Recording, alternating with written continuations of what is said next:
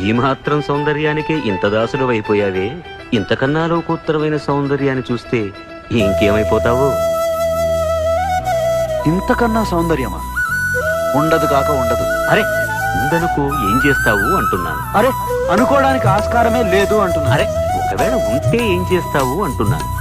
ఇంతకన్నా ఆనందప్రదమై, ఆద్యంత రహితమై, అనంతమై, నా హృదయమంతా నిండి నన్ను తనలో నింపుకునే సౌందర్యమై ఉంటే అరే ఉండదయ్యా స్వామి. అరే ఉంటే ఏం చేస్తావయ్యా?